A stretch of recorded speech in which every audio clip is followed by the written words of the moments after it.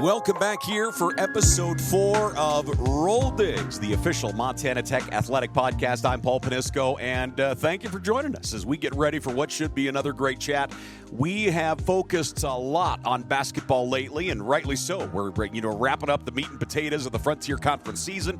We have the Frontier Tournament still on the horizon, national tournament on the horizon for both teams, and certainly a lot to look forward to there with Oredigger basketball. But also, it's that time of year for football spring drills. It's also that time of year where the incoming freshman class is announced, and head coach Kyle Samson made that announcement last week as 39 incoming freshmen, 25 from the state of Montana, 5 from Idaho, 4 from Washington. We'll see athletes from California, Oregon, Wyoming, and Arizona as well. But again, 39 coming into Montana Tech. I had a chance to sit down with head coach Kyle Samson, and we talked recruiting. We didn't go into the individuals one by one, but we talked about what was important for this class as far as the recruiting process goes. But also we went into what it takes to recruit, what you're doing, what you're looking for when you're recruiting, and also the other side of that coin as well. We kind of look at it from the athlete side of things as, the things that coaches are looking for, whether it be Montana Tech coaches or others,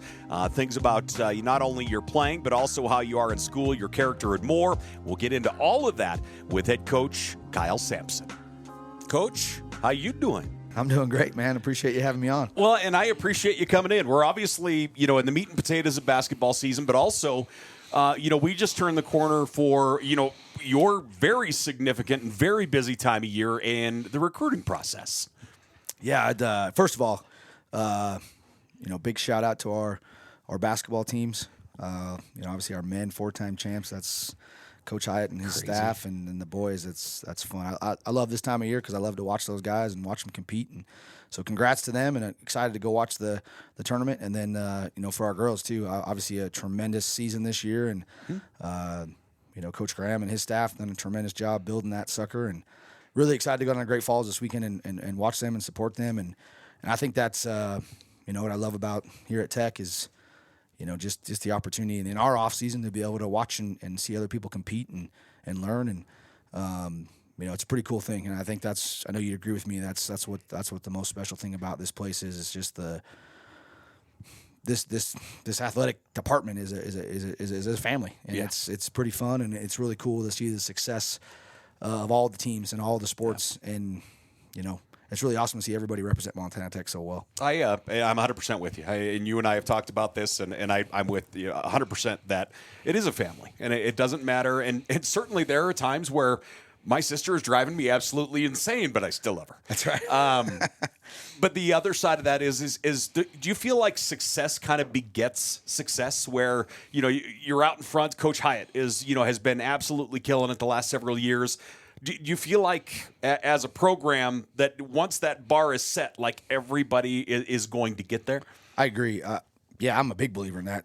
I remember even talking about it in high school when I was at Flight at high school. Like, I believe that success breeds success in a program, and I think it starts at the top. And I think it's pretty cool. The last 2 years, the program, the department's won the Bandy Award, which to me that's huge. That's pretty damn awesome. And I love the fact that we're at a place where everybody roots for each other, and everybody's got each other's backs, and you're out there, and whether you're recruiting football players or recruiting basketball or track or whatever it is, volleyball, you got a bunch of people in this department that are helping each other grow, and also representing our program, where it's pretty cool to have conversations with other recruits of other sports and selling them on why you should come to Tech.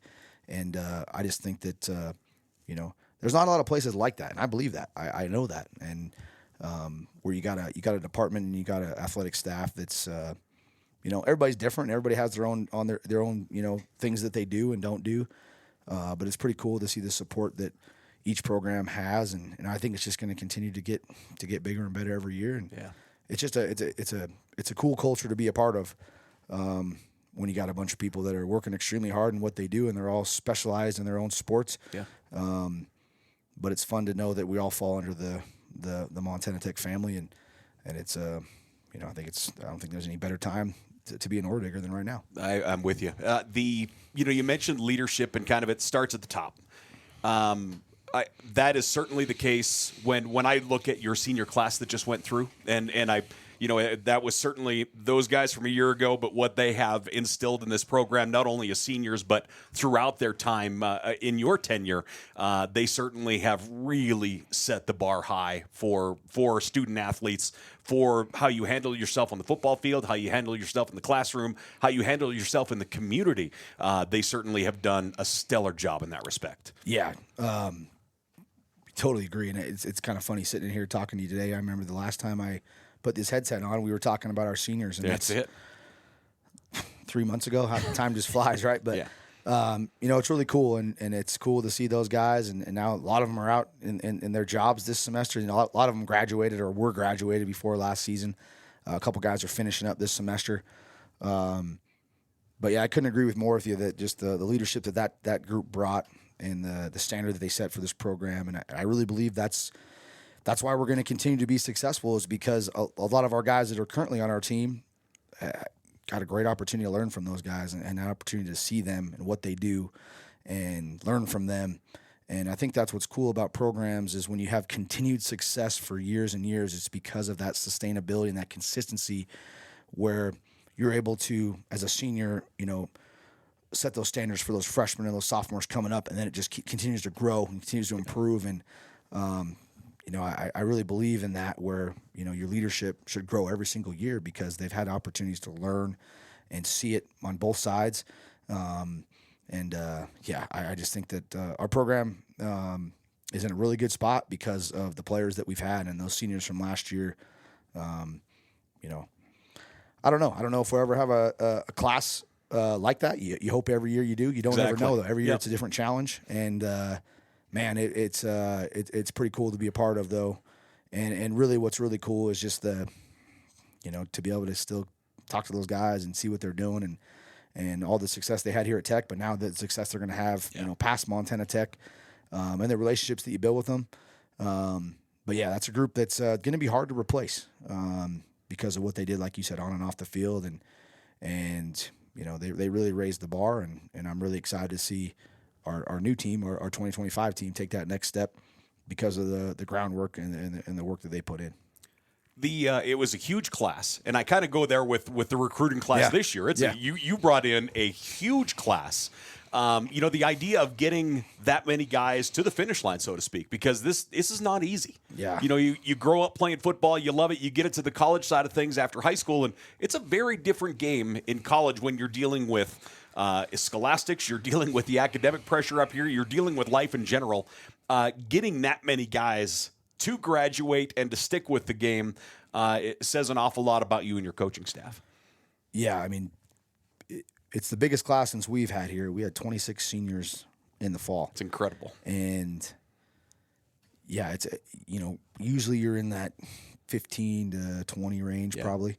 But yeah, I agree with you. And I think it's a testament to those guys, and like you said, a testament to the assistant coaches that I've got and the relationships they build. I think you always talk about, I think the sign of a strong program is, do kids want to come back? Do they want to continue to finish? Even though, a lot of those guys were our big time players and are huge, but some of those guys weren't. Some of those guys weren't starters, or they had a role on special teams, but they wanted to be a part of it. And I think that's as a coach and as an assistant coach, I think that's always a big goal is, hey, what are we doing to make sure these guys want to come back the next year? And what are we doing to make sure that they want to be a part of it, no matter what their role is? Because everybody wants to be a starter. Everybody wants to be the guy. Exactly. That's why they come play college football. But we all know in a team of 125 guys, you can't play all of them and you can't start all of them. But you can't do it without them either. 100%, right? And that's championship teams, you're going to get to that second and third string guy that needs to step up and when their number's called. And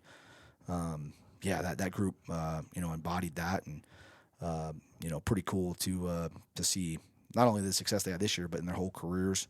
And really excited about, like I said, the next group of guys that we have coming in to hopefully replace them in a couple years. Talk about, so you end the season. You go through meetings, individual meetings, and your coaches' meetings, everything else. Talk about where that starts going, all right, these are the holes we need to fill for this incoming year. These are what we're looking for in recruits. These are what we're looking for in transfers. Walk through that process of, when you get that final snap, the season certainly doesn't end. You're out talking to high school guys, you're going to playoff games. Kind of walk us through that process, if you don't mind.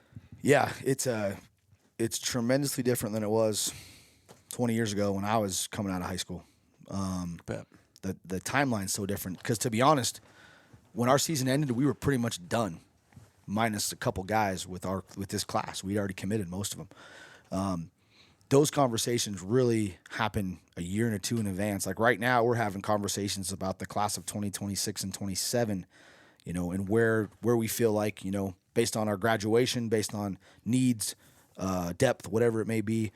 So really a lot of those conversations, like for right now, for last year's, for this class that we just signed, happened a year ago at the time. Like, these are the positions of ultimate need, based on graduation. Like you said, we're bringing in 39 guys, but we graduated 26. Yeah. And so usually you don't have a class this big, but we usually don't have a senior class that big. And I think right now, as it stands with these 39 guys and the guys that we have in spring ball right now, I think our roster's right at 125. Okay. For next fall, and we have 124 lockers, and so our goal is always to get there or below that. Mm-hmm. We could have 175 if we really wanted to, and I think that's a testament to the program and to Montana Tech. There's a lot of people that would love to walk onto this program, but obviously at some point you can't take that many guys. Yeah.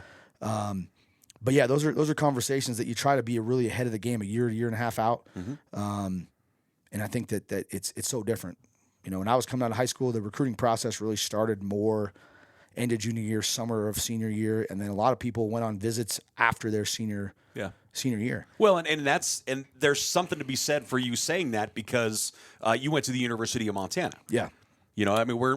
This isn't, it's not like Whitworth is trying to grab you late. It's certainly a much different time. Yeah, and I think it's just different in all sports, right? With just the recruiting process where, I remember in my early years of coaching, we didn't go out to high schools until after their senior years, or after our season. Now we do all that in the spring, so we're getting ready to go out, after our spring ball to talk to the juniors and the sophomores that are coming up. At this point, we're pretty much done. That's one thing that I was very proud of my assistant coaches for, is we pretty much had this class wrapped up before Christmas this year. That's awesome.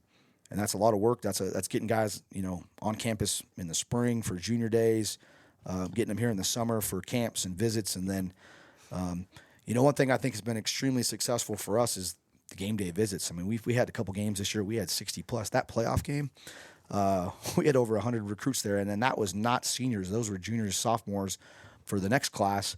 Like I said, because at that point we'd already pretty much had this class pretty much wrapped up by the playoffs.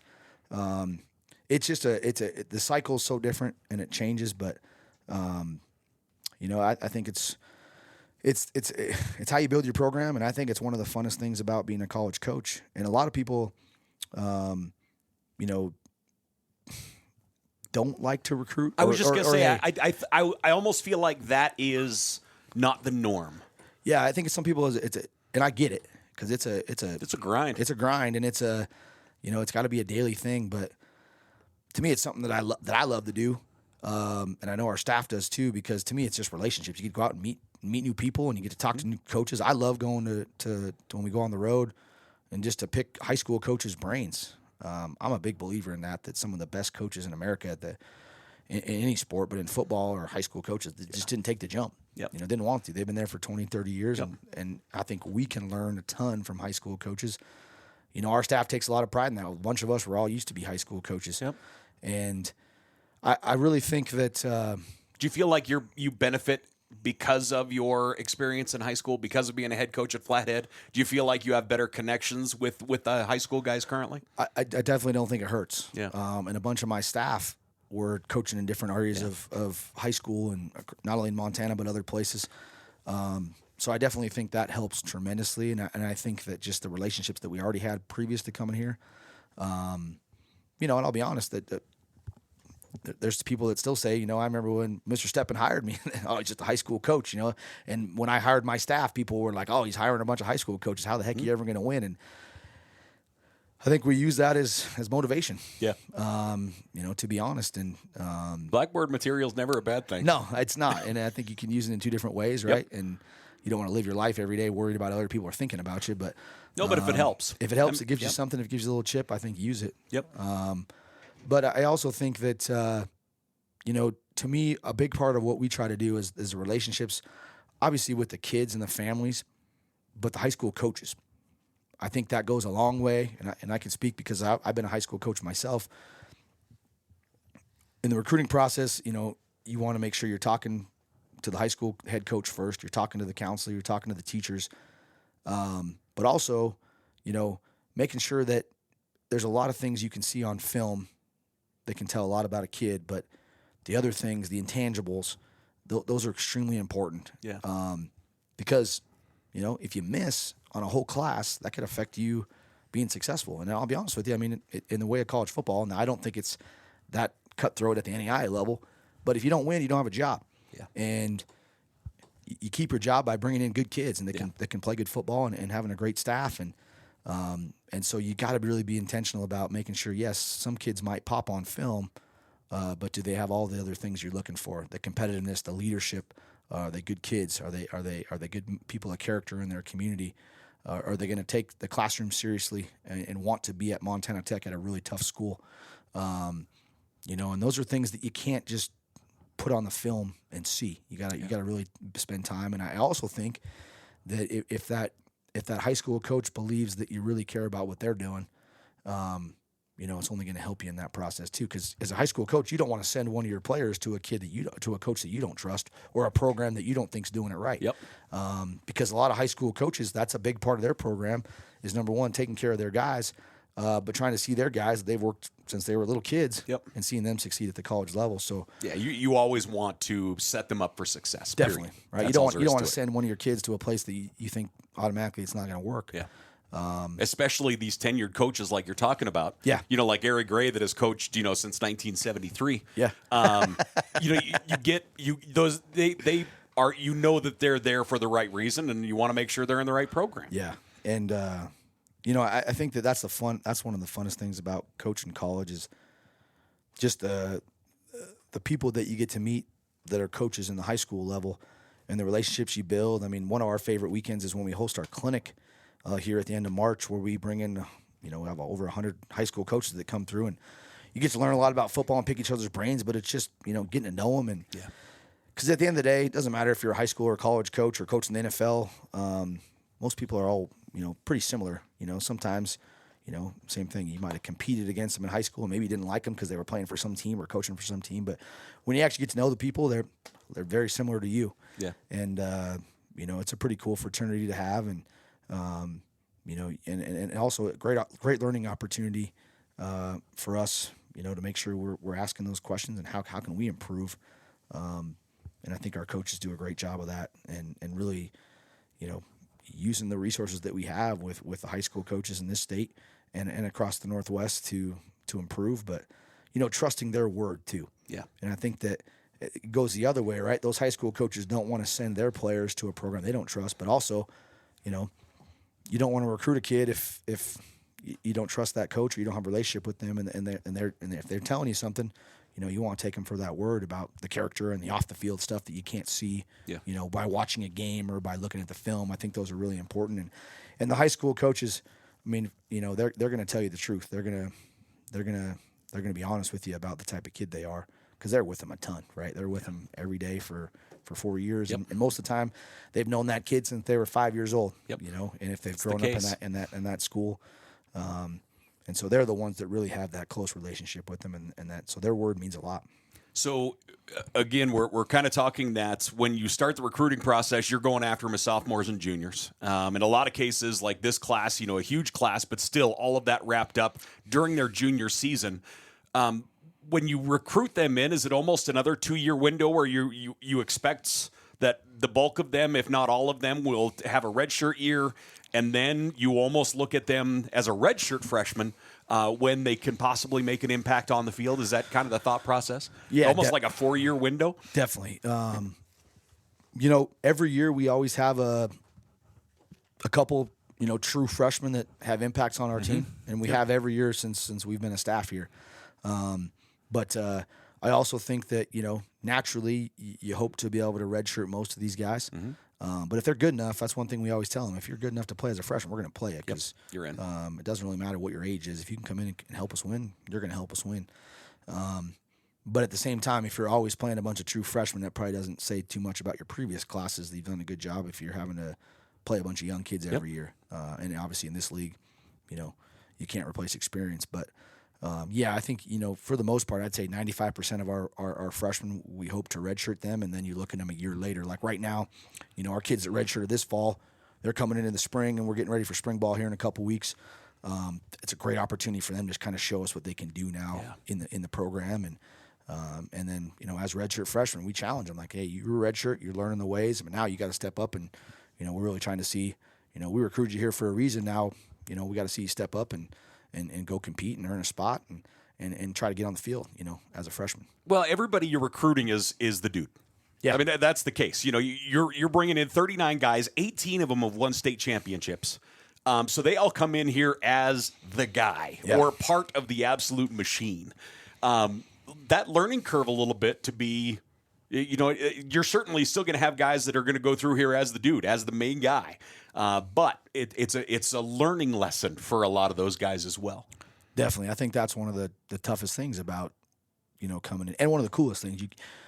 You come from a high school where, like you said, you're the guy, and then you're coming to a college where, you're around a bunch of guys that were the guy, right? Yeah. And so what separates you from the guys that we bring in, right? And that's a challenge that we always have to our guys is you're around a bunch of talented kids that all come from, different places, but what separates you from that guy that you competed against in high school at the same position or whatever. And I also think that's what makes the redshirting year tough because they've been used to being the guy. They're the guy on Friday nights everybody's talking about, everybody is expecting big things out of. And then to go a whole, really semester of not being able to play, you're still practicing. That's hard. It's hard for competitors to not have that game. Yep. And so I think that's the redshirt year is the toughest. Now, we always tell kids, hey, if you can make it through that first semester of college, number one, just learn how to go to college and go to class and all the things that go with that, the time management, on top of playing and being college a part football. Of practice and lifting and learning. Yeah, and then you don't get the big carrot at the end, right? You don't get to play in that game. But if they can make it to the spring, I think we're in pretty good shape. And I think that kind of goes back to the culture of a program where you got to make sure those freshmen feel valued and feel like they have value to the program, even though they're not playing in the games. How important our scout teams are in the fall to our success, offense, defense, and special teams wise. And then just making sure as a coaching staff, trying to build those relationships, even though they're not the starters or not guys making a huge impact on your program right now, but giving them a vision of what they can be. Yeah. And then I also think that's one thing that you hit on our senior class, but I think that's a great thing. If you're in a great spot, if your older kids, your seniors, your leaders on your team are doing a great job of making those freshmen feel welcomed, feel a part of it. 15, 20 years ago, it was the other way. Let's haze the heck out of everybody and see if they can make it. I don't believe in that. I think that, you brought people here to be a part of it, so why would you try to weed them out by treating them like not very good, right? So I think that's a big deal. But I think it's an exciting time for those young kids to come in and, you see some rise to the top and you see some that don't. But I think that's where if you're lucky enough to have 26 guys graduate, that's pretty cool. But, we got 39 very good football players coming in. I know that all 39 probably won't make it all the way through. You hope they do. Yep. But it's not the easiest thing to do in the world. But, what we're excited about is, like you said, we were talking before we got on here, is you're not recruiting those 39 guys to go replace those 26 seniors this fall. Yeah. But you're hoping that in a couple years, this could pairing up with the class ahead of them, the class that we bring in next year behind them, that you really got to stack a couple really good classes on each other. And I think we've done a really good job of that. And then you got to figure out a way to, bring them all together and mesh them to buy into the whole. Like you said, you got 18 teams that have won state championships. They understand that. And then, now, coming in and being like, okay, there's a bunch of other dudes around me, but I gotta sacrifice, maybe my individual, goals and accomplishments for the betterment of the team. And how can I help our team here at Montana Tech, be as successful as we were in high school and still, try to make myself better every day.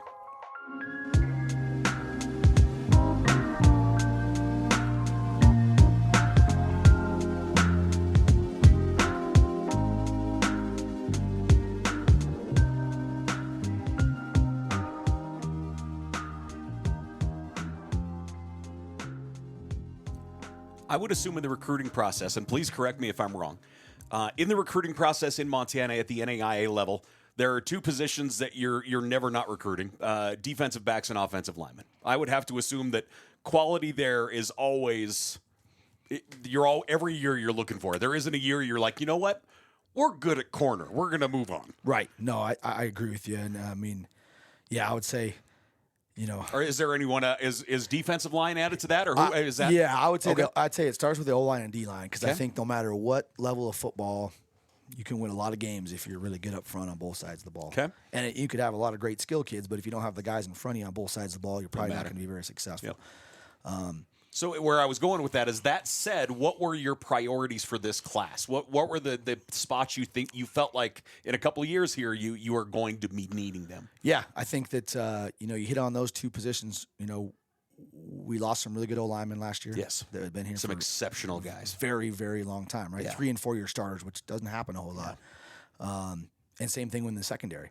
Yeah, I mean we had 2, 3, 4 guys that had started for 3-4 years for us that had been very consistent and very successful.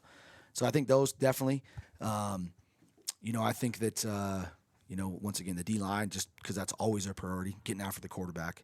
And then we knew that we had some spots. We didn't bring in a ton of, like running backs and receivers, but we felt like we were very successful in who we brought in. Not necessarily a big quantity, but extremely talented guys. And that's a great example of, I didn't mean to cut you off, I apologize. In my opinion, that's a great example of building on the class that's already there. Because I look at both of those rooms, as far as the running back room and your quarterback room, and it's already scary good. I mean, both of them, the talent that is there that we've kind of seen a little bit of, but we haven't seen much of anything, to be completely honest. And spring is going to be real eye-opening for a lot of people. No, I agree. I mean, we've brought in 2 running backs and we brought in a quarterback. Obviously, last year we lose our top 2 quarterbacks. Yep. With Blake and Cade, and our quarterback room just went from extremely veteran with a 3-year starter and a backup quarterback that had been the number 2 guy for 3 and 4 years, to very young, with a bunch of young cats and a couple redshirt freshman, sophomore types, and then bringing in a freshman, and then same thing in the running back room. Our top 2 running backs last year.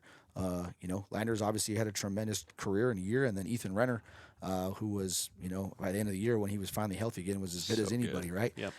But now same thing. You're getting younger, but I think we've addressed a couple needs there with bringing in a tremendous quarterback and 2 tremendous running backs, that are going to be big time players in this league, in the very near future. Yeah, I mean they're certainly. When we talk about 18 state championships, there's a few between those guys there. Yeah, definitely. So those are you address quarterbacks and running backs. What are your numbers at other positions that are part of this 39 class? You bet. So yes, brought in 6 O linemen, which is obviously always a need and always an emphasis, and we feel really good about those guys. We've got 2 tight ends coming in, which we're really excited about.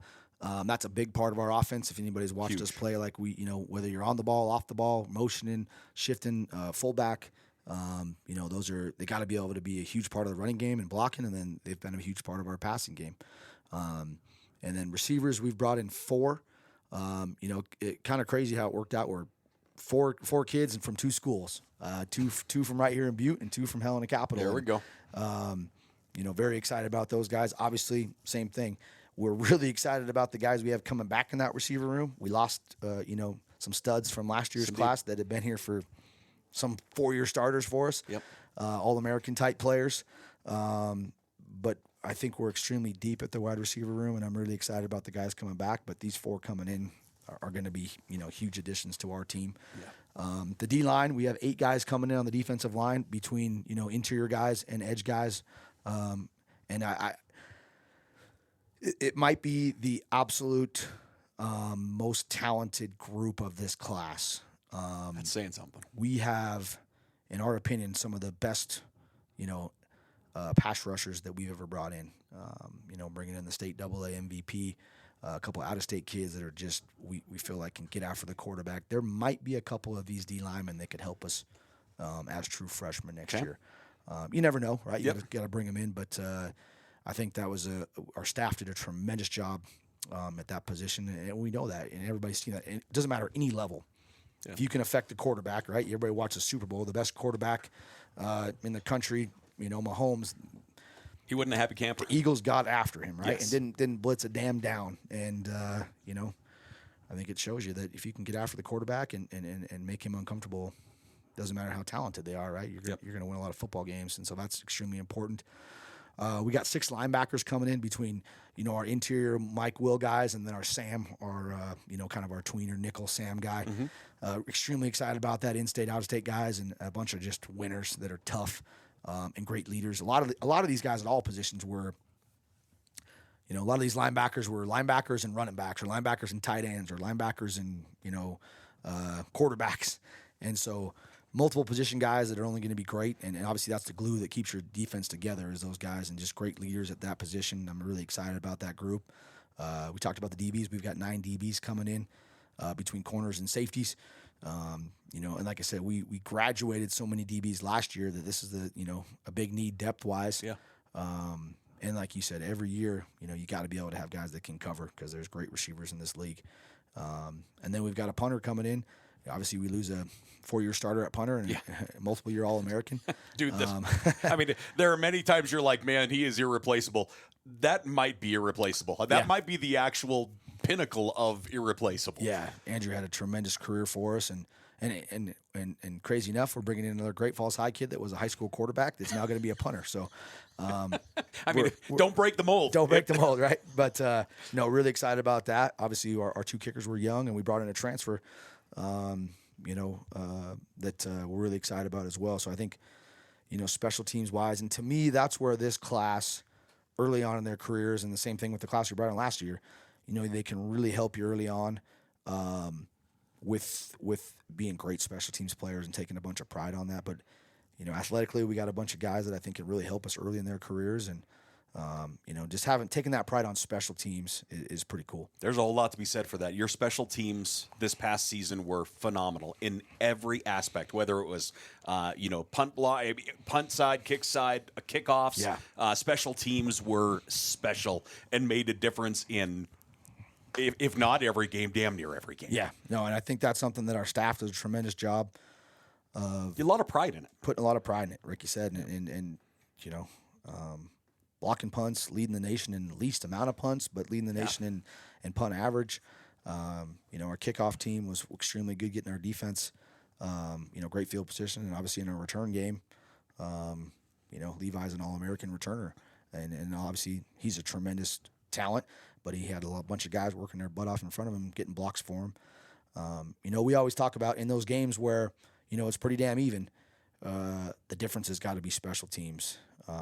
And I think you look at that in the few games that we lost. There was a couple key special teams plays that happened. I mean, you look at the way we freaking lost the last game of the year against Northwestern. The kid makes, kudos to that kid, 53-yard field goal. Yeah. But those are championship kicks, right? And those are championship level plays that happen. And so you're always trying to look at, you might not know 100% what a kid's going to play when he comes in based off if he might have played 3 different positions in high school, but you're like, man, this kid can help us on special teams early, and then we're going to find a spot for him. And I'm excited. This class is a really good class, and can't wait to get him on campus. That actually segues really well into a question that I get asked quite a bit from people is when they look at a roster, especially the redshirt roster, and they're like, what in the hell does athlete mean? Yeah. I think it's a great way to say, man, he's good on both sides of the ball. We got to figure out a spot for him. Yeah. And so with that said, I apologize. Is that something you discussed with the player going, look, like your skill set is wide. Yeah. Walk us through kind of how those conversations go. Because I would assume that most time an athlete would come in, even if you deem him an athlete, whether it's receiver, DB, safety, whatever the case is, linebacker, running back, I would assume that they still have a preference. They're like, I would love to play linebacker. Definitely. How did those conversations go? And we obviously see a lot of players moving from, when they come in as a freshman or a redshirt, starting at safety, sometimes moving to that Sam linebacker or the other way around. Walk through that process a little bit and how those discussions go to get guys on the field. Yeah, I think what you just said at the very end there is what we really look at is how can we get you on the field earliest in your career, or where can you help us the earliest your career. And I believe in that for sure. I think the question that I always ask the guys is, number one, if we're recruiting you and you're a multiple side of the ball and multiple position player coming out of high school, the question I love to ask guys is, what are you most confident at? Okay. Whether that's offense or defense. And I think that tells you a lot about, because to me, and some kids will say the politically correct, I like both, coach, doesn't matter. But I think when you really get to the nuts and bolts of it, that they're going to tell you, this is my most confident position, because I think at the end of the day, you want the guy playing the position that they feel the best at. Yeah. And sometimes that's not always the case, where because of a need, depth-wise at one position, you might start them at one spot but move them to another spot. Or, like you said, they're a really good receiver and a really good DB in high school. Most of the time, people are going to want to play receiso. I mean, I'll just be honest. The DB, secondary-wise, if they're a two-way player, you're a special human if you're out on the corner. Yeah, and so but you really try to talk to the guys about, hey, this is depth-wise, or some years an injury, where you might have thought you had a bunch of depth, and then come into fall camp and someone gets injured or something happens in the summer where you're like, man, we need some depth at this position, or we need a guy to come in and play.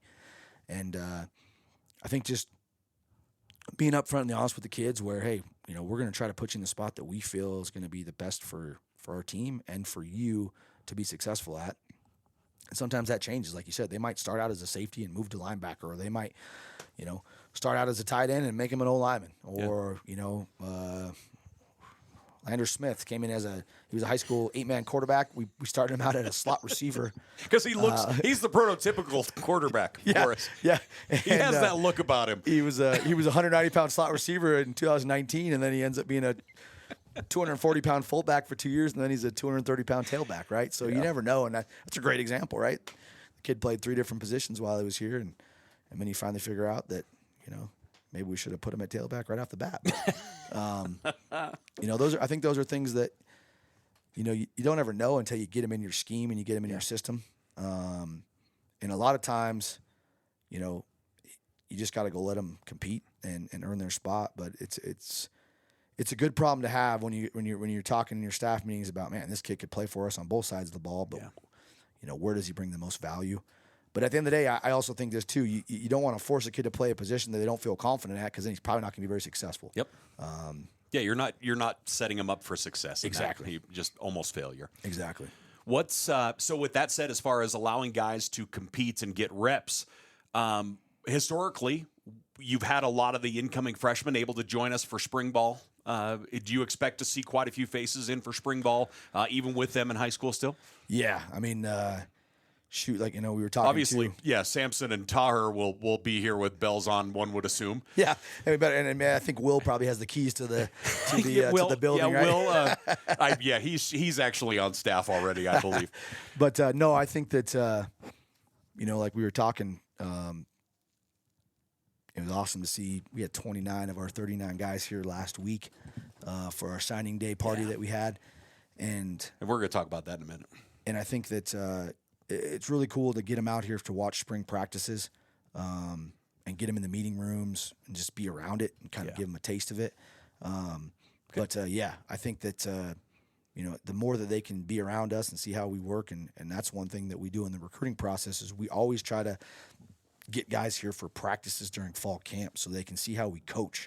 I mean, because let's be honest, you can go recruit a kid, you can sit in the room and talk to them and put up a presentation. But to me, at the end of the day, kids want to go and see, like, okay, is this coach what he's preaching and what he's talking about? Is he actually about that? Yep. And so how does he coach when he's on the practice field? And to me, that's where you spend most of your time. You can see a coach in a game, but you really find out about how they coach and how are the players, or how do they respond? What type of, camaraderie do they have by watching them practice? Because, that's why it's you work so hard during the week and all the practice time you put in for that 1 3-hour block of time you get for playing that game. But I think that's a big thing that we try to really, do with our recruits is invite them and have them for practice to show them and see and not hide anything from them. This is who we are. This is what we're about. Yep. This is how we practice. This is how we coach. And does that fit you? We're not only recruiting them; they're recruiting us too, right? They're seeing if we fit them and they fit us. It's amazing how much that overlaps. Where we always think of the idea of watching film to watch a player, to watch how well he is, and then you start talking to people around him, It's the exact same thing on the other side. You know, if they come in for a game visit, they're watching you. They're watching your staff. They're watching their position coach. Yep. And they are gauging interactions, how things are done. They're watching your game day prep.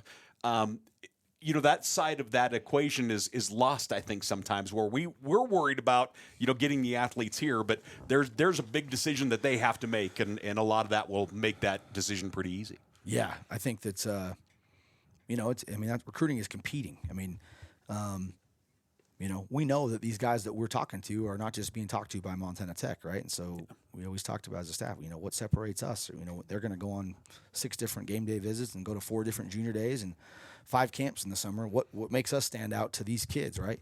You know, we want to make sure, like you said, that, you know, we're recruiting them, but they're really recruiting to see if we fit them. Yep. As far as the other way around, like you said. And they should be. And they should be, because it's a big investment in their Yep. 4 or 5 years, and then really, you know, what college they decide to go to is a big investment in their career past football. But I think that at the end of the day, you know, recruiting is an interesting business because you can fake a lot of things. You can tell kids what they want to hear, and that's why I think getting them on campus multiple times, meeting their families, getting them to know us besides just presentation, seeing us work, you know, seeing us in our environment of practice in a meeting room, because, you know, I think what we do is good stuff, but I know it's not perfect, and I know that it doesn't fit everybody, and so you got to make it. You want to make sure that, you know, they're going to fit us and we're going to fit them, or it's not going to work, right? And they're the ultimate ones that decide that, right? We always tell them, like, hey, if Montana Tech's not the best thing for you, that's okay. There's a lot of great people out there, a lot of great coaches and programs out there, you know. And at the end of the day, it's the kid's decision to what he thinks best for him, right? Yeah. You know, you think about, we signed 39 kids. Well, shoot, there was 50 other kids that we'd have loved to have here that didn't end up coming here, or whatever, how that works, right? But you're also not going to sit there and tell the kid that, you know, or make him feel like crap just because he doesn't come to Tech, right? Yep. What's best for him, and we wish him the best of luck. Yep. It's funny. I like the idea of the practice side of things and in the meeting rooms, because if you look at our game day, I mean, we're a fancy car. You know, we are very shiny on the outside when it comes to game day, with the tailgate, with the crowds, with how good the football is. That side's real easy to sell.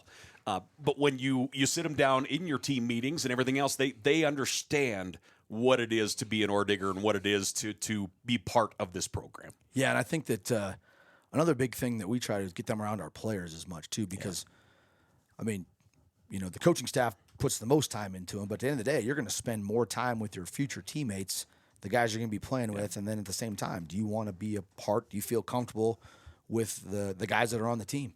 And because that's going to be your teammates for 4 or 5 years. Well, and they're going to be your life for the rest of your life. For sure. I mean, they're going to be in your wedding. You're going to be their you know, the godfather to their kids. Yep. I mean, it's the relationship that will go for the rest of your life. Definitely. Period. Definitely. I think that's what's 100% special about being a part of a team. Let's talk about the freshman party or the freshman banquet. It's a tradition here that you have started since COVID, actually just in your time here at Montana Tech, that is very different than I think anything I've ever seen, and something I'm always really happy to be a part of is you get as many freshmen that can make it in, and the part I love is you have them introduce themselves, their families, and you see the look of horror across their face when you're like, all right, so what we're going to do is we're going to have you stand up, you know, announce who you are, what school you're from, what position you play, and who's with you. And you just watch them all go white. But it's a special night. Talk about it a little bit. Yeah, it's something that, you know, we started in 2021. And, you know, we just thought, you know, what can we do to really highlight the class we're bringing in, but also just to get them around each other, to get to meet them. Because obviously a lot of these guys, if they're Montana guys, they've known each other or been around. But for the 14 guys that are coming from out of state, maybe they've never met any of these guys before. To start building that relationship. And it's also cool for the families, for the parents, the grandparents, the aunts and uncles, sisters, whoever comes, to start getting to know each other too. And that's really cool. It's really cool at the beginning of the night to kind of see people introduce themselves, and at the end of the night, people are hanging around, getting to know each other. Yep. But it's to me, what I love about it is it's a great thing for them and to celebrate those guys, but I love it, for my assistant coaches to celebrate them as well for all the work they put in. And it's just you work so hard in recruiting to kind of take a breath that night and just enjoy it. Yeah. You get to relax and you get good food and you get around good people and. I don't think your staff would call it relaxing because all the coaches talk about their incomers, all the guys that are coming into their positions. So I wouldn't use the term relaxed a whole lot. Maybe after they get off the dais, but before, I don't think relaxed is the word they'd use. They're pros, man. They're seasoned pros. They know how to talk. But no, I think it's really fun because the coaches put so much time into the relationships and meeting the parents, and it's just a great way to celebrate. And this, it's been every year it's gotten bigger and that's been cool. We started it at the KC, which was awesome for 3 years, and this year we had to move it to the Depot not because we don't love the KC, just because it wasn't big enough space anymore. Because we're getting more guys, and to have 29 guys to be able to make it.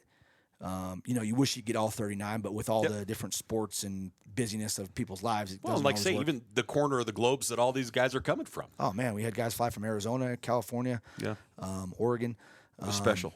It's pretty cool, and it's just kind of that first. They've been recruited, they've been here before, but now they're a part of it. Yep. They've signed, they're here, and like you said, I love it because, one of my favorite things is when we put together that highlight video.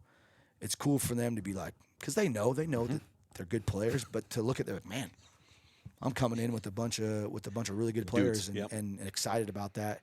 And I think it just re-energizes everybody. It re-energizes me as the head coach, and reminds you, why you work so hard to get those guys here. And it's pretty cool to see them all be a part of it. And it's it's exciting time to then they get to meet each other, and then they're kind of already built that basic seed of their relationship with their teammates, and then they're excited to come back. And then their teammates, because the part I love as well, and we didn't get as much crowd participation this year as we have in the years past. But, in years past, and I think there were some looks exchanged this year where it's a highlight video and say it's Butte High and Capital. Yep. Where the two dudes making the play, both offense or defense or whatever the case is, either a big play is made on one side or a big hit. And there's, in years past, there was a little hooting and hollering, a little finger pointing. Yeah. That is fun, and they're on the same side. They're wearing the same color, and they're going to bleed green. For the next several years of their life. I agree, and I think that one thing that we talk about as a staff is, our hope and our goal of that night is when they leave there and they're driving home with their families or they're flying home, whatever they're doing, is we want to make sure that it reaffirms that they made the right choice. Yeah. When they walk out of there, we want them to have those conversations like, I feel like I made the right choice to come to Montana Tech. And you don't ever know if that's 100% the case, but, you try to make sure that everything we can do to make them feel a part of it, and to introduce them to people, like yourself, like our athletic director, like Dr. Cook, Mr. Steppen. I mean, it's cool to see that happen at a full, campus level where it's not just the football staff there.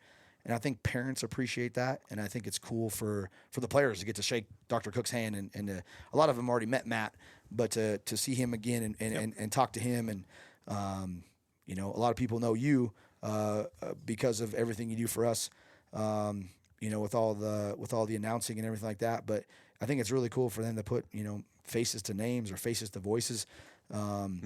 And it's fun just to see them all interact and get to know them again because it's just different. The vibe in the room is different than when you're recruiting them. Yes. Because they haven't made the decision. Now they're here. Yep. And now they get to kind of relax a little bit themselves, knowing they've already made their tough decision to whatever that is. And now they can kind of look forward to it and just enjoying the process. And I think entering the room, there's still a whole lot of nerves. And I almost speak from a parental side. Not, you haven't signed Sully yet. She does have eligibility left. But, from a parent of my daughter is a freshman here right now in metallurgical and materials engineering. I can almost see it from the parent side as well, where you come in and you're like, man, what are we in for? You've been here for a visit, you've seen game, that kind of thing, but you get to that point and you realize, I mean, it is. I mean, we all know who everybody is in that room. Everybody's there for the same reason. Yeah. Especially for those that are coming a long way, it probably eases the load. In my opinion, it would have to ease the load in a big way, being able to make it up and realize what your son is going to join. Definitely. And I think, like you said, it's kind of like that first orientation that they come to when they come to school, right? It's just, taking a deep breath and saying, okay, I'm excited about the people I'm going to be around. Another thing, it's just, I think that the thing that's made that night really special is just the amount of people that step up to support us. Yeah. The KC in the past hosting it for us, the Depot this year and doing that for us. Medals, providing the food, Mike Thatcher paying for all that food. The things that go into making that, when you're every year it's getting bigger and better, the cost of feeding 125 people isn't a small cost, and for Bonesy to step up and do that, it's a big deal to be able to get the sound system that we get from Mr. Melvin. Yep. To do that, and then I think it's really cool as heck to have John there every year. Because I know that's one thing the parents love is he comes in and sets up his Dig City stuff, which I think is still the coolest thing that there is. When we have a store in Butte that's just dedicated to Montana Tech, Yep. and I think and he's such a part of us. And he's such a part of us. Yeah. But the families love that. To be able to get some more Digger swag, as they get there, and I think that's a really cool part of it. And I know that. Every year, like we're walking out and Bo is like, I got a new hat. Bo's got many Montana Tech hats, but I always got to spend money with John because Bo wants a new hat. So I would like to as we look towards the end of this thing, let's talk about guys that, kids that are freshmen, sophomores in high school. Their goal is to play college ball. Let's talk about what is important for you as a head coach and a staff to see out of players, and then kind of the red flags. I mean, what are the things that, and I'm not talking just Montana Tech. I assume every coach is going to be darn near the same as far as what they want to see, what they don't want to see, the attitude and the way they hold themselves. Walk us through what you're looking at as your perfect Oredigger that you're going to go after recruit-wise. Definitely. I think that the first thing we always try to talk to the coaches about is what type of teammate are they? Like I said, obviously one of the first things you do is you look at the film. Yep.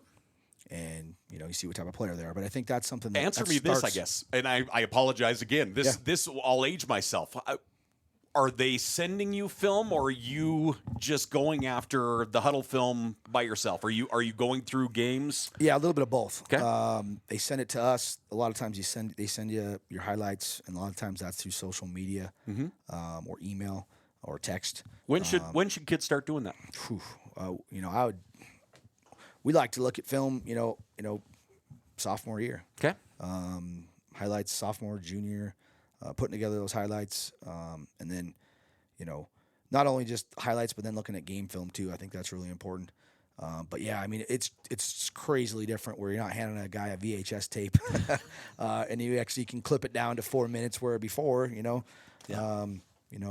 I remember sitting in a room when I was first starting coaching, right, and having a video recorder machine where you got to stop, pause, rewind, and record and all that stuff. Like the time it would take, and now it's just like instant, right? Yeah. So that's a lot easier, I would say, and it's a little handier in recruiting.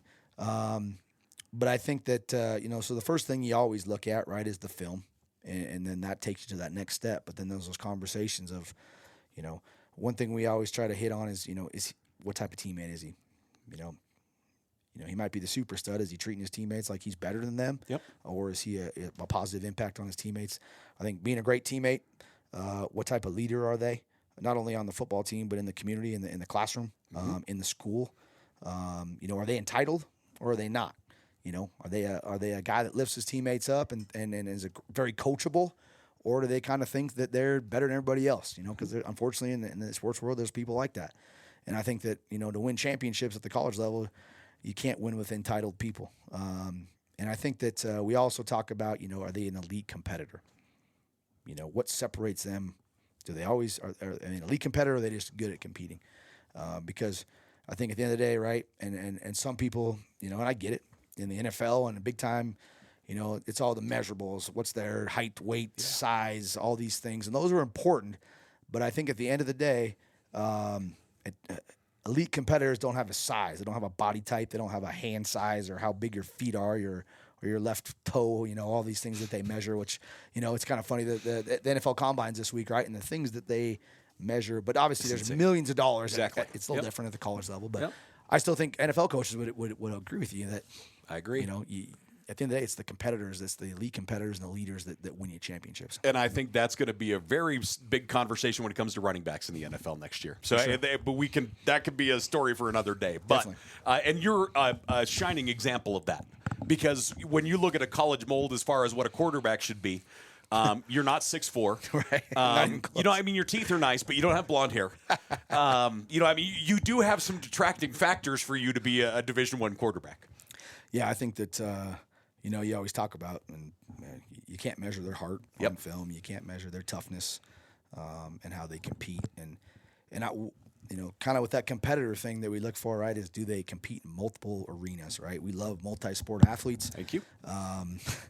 And to me, I love this part of the year. It's cool for me. My son's a freshman, so we're traveling around and we get to watch a bunch of high school basketball games, even more than I usually do because I'm already there watching my son as a freshman. But,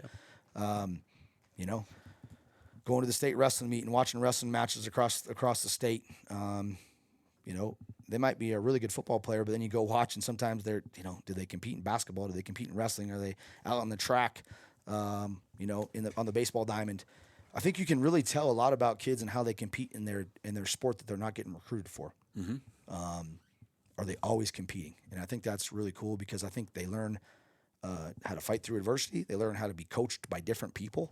I think that's a skill and a trait that we really look for is, how coachable are they? Mm-hmm. Are they willing to, be a lifelong learner and not be entitled to think that they can't get better? And I think that those are the conversations you have with the coaches, right? And the people, those type of things that, like I said before, don't show up on the film. And recruiting is an inexact science. Sometimes you think you hit a home run with the kid and then it doesn't end up working out. Or, you get a kid that you're like, man, this is one of the last kids we're going to take in this class, and he ends up being one of the best players in your class. Yeah. I think a lot of it, you try to do your homework and those relationships. You're never going to be perfect at it. But a lot of it happens then once they get here is what are they going to make of it? Yeah. Like we talked about before, they're all coming here from different parts of the country and backgrounds, races, religions. How do they come and fit a part of our team? Yeah. And then also, when you bring in two studs at the same position, what separates them when they get here? Yeah.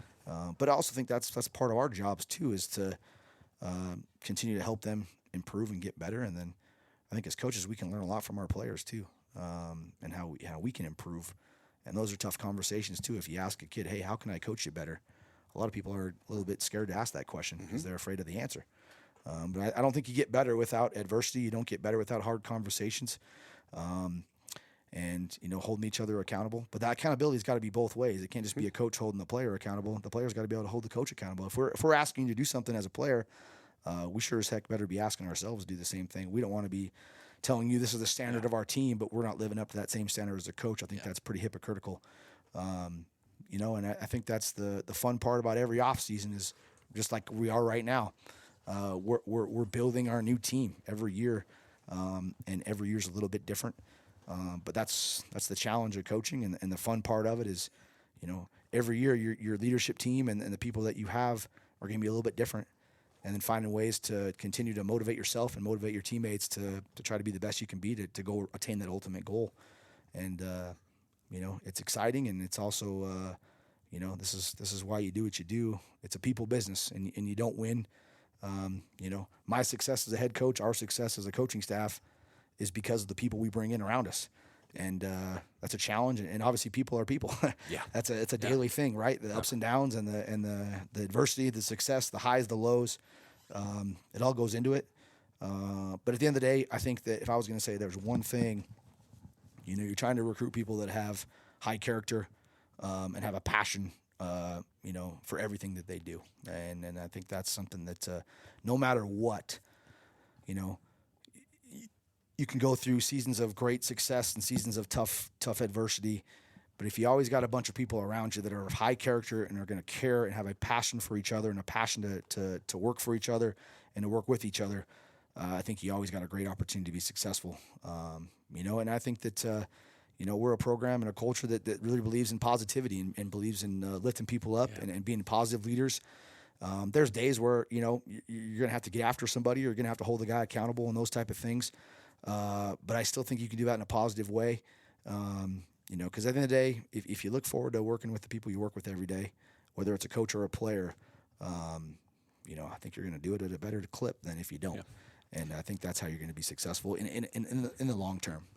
So the other side of that, we're in a digital age where you have access to everything. You're able to pick up film in an instant. Like I say, there's no more car rides to Dickinson, North Dakota to exchange films with somebody from Minnesota. Those are fun. I think that really dates us, doesn't it? Yeah. But the other side of that is you have immediate access to everything, but also there is so much access to everything out there. When you start thinking about red flags, if you're going to talk to a freshman incoming class of high school, what are the things you're like, these are the red flags, the things that really kind of turn you away from a recruit? I think the first thing is attitude.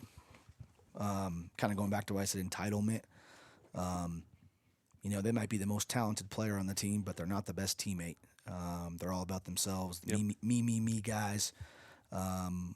Or you talk to a kid, or you talk to the high school coach, and they're like, yeah, he's really good on some days and pretty average on others, not very consistent.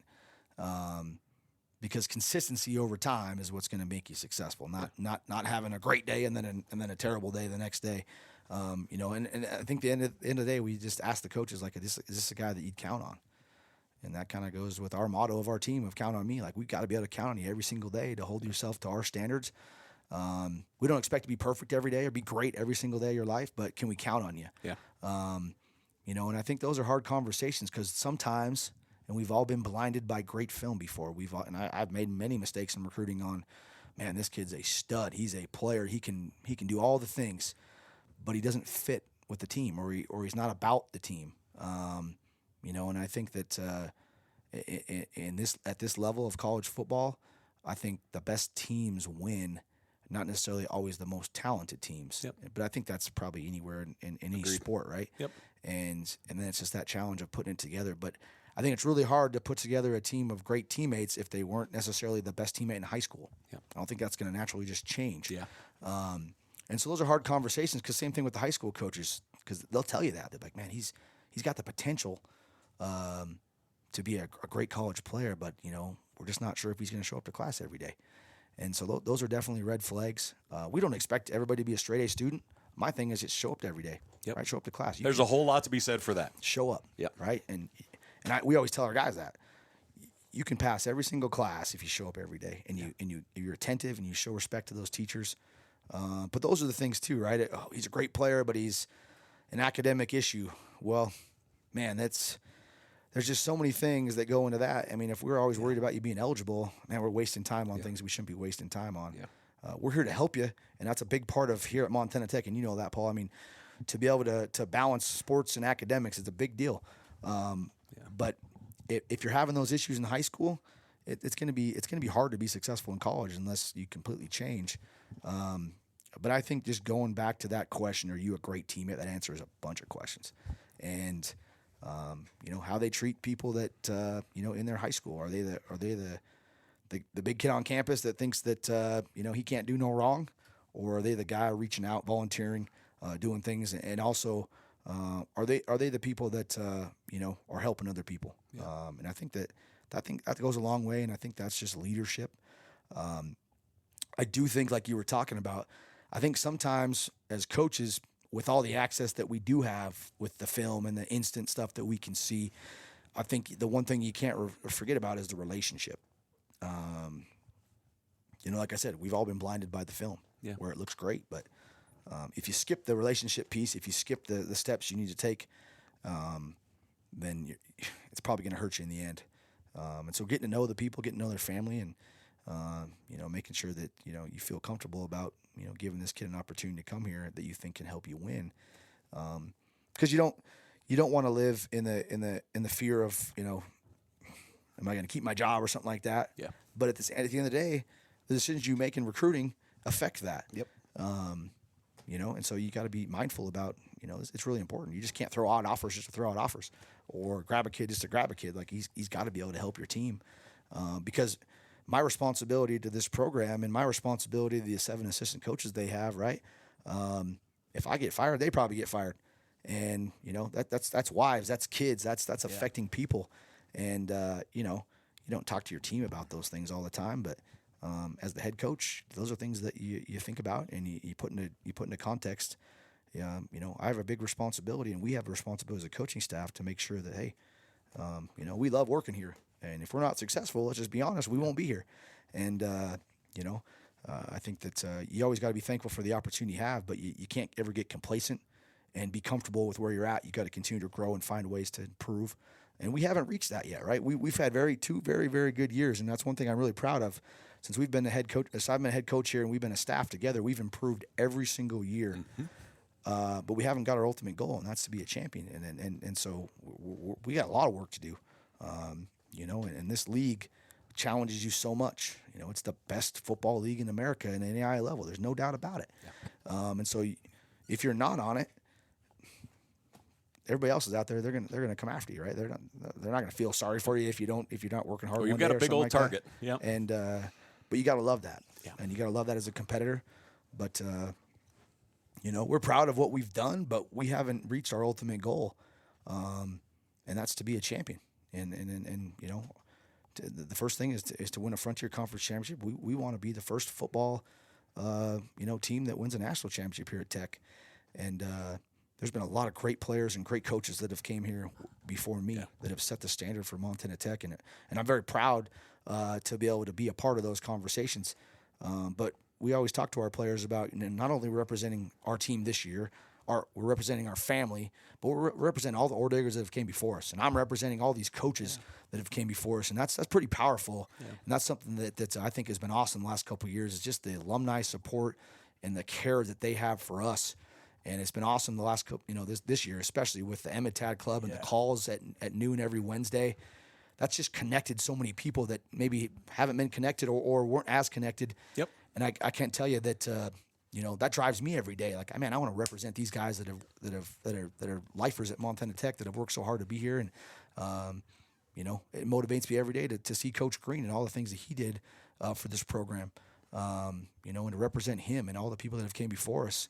But as a player, I think that's one thing we've tried to hit, and we have. I think one of the funnest things we have, or coolest things we do, is every Friday we have a former alumni write a letter to our team that we read in our team meeting, and just the connections that's made between our current players and former players, and how excited those players are to hear from that next alumni member, yeah, and how proud those alumni are for me to reach out to them and ask them to write that letter. 100%.